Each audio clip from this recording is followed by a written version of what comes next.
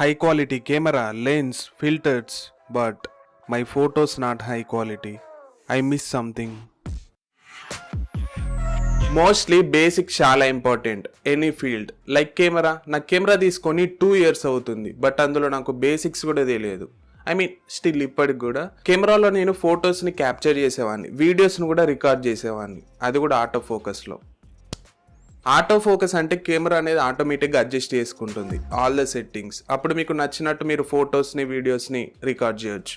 అలానే కెమెరాలో shutter speed minimum 1/60, maximum 1/60 ఉండేలా చూడండి. షటర్ స్పీడ్లో లోయర్ నెంబర్కి వెళ్ళినప్పుడు ఎక్కువ లైట్ యాడ్ అవుద్ది, హయ్యర్ నెంబర్కి వెళ్ళినప్పుడు ఎక్కువ డార్క్ యాడ్ అవుద్ది. అలానే అపెర్చర్లో కూడా ఈ రెండింటికి మీకు డిఫరెన్స్. షటర్ స్పీడ్లో లోయర్ నెంబర్కి వెళ్ళినప్పుడు ఎక్కువ మీరు మోషన్ బ్లర్ చేయొచ్చు ఫొటోస్కి వీడియోస్కి. హయ్యర్ నెంబర్కి వెళ్ళినప్పుడు ఎక్కువ మీరు ఫ్రీజ్ మోషన్ చేయొచ్చు.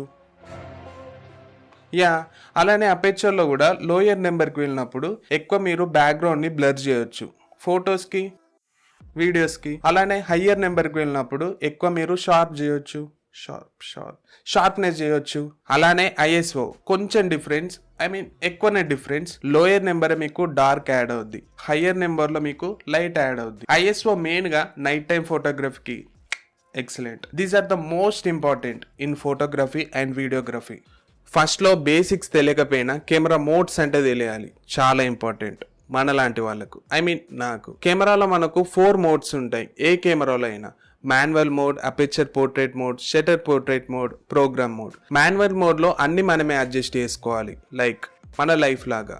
ISO, shutter speed, aperture. Remaining 3 మోడ్స్లో అవే ఆటోమేటిక్గా అడ్జస్ట్ అవుతాయి, లైక్ మన లక్ లాగా. బట్ మీరు ఒకటి చేయాలి, ఆ మోడ్స్ని మీరు ఆన్ చేయాలి.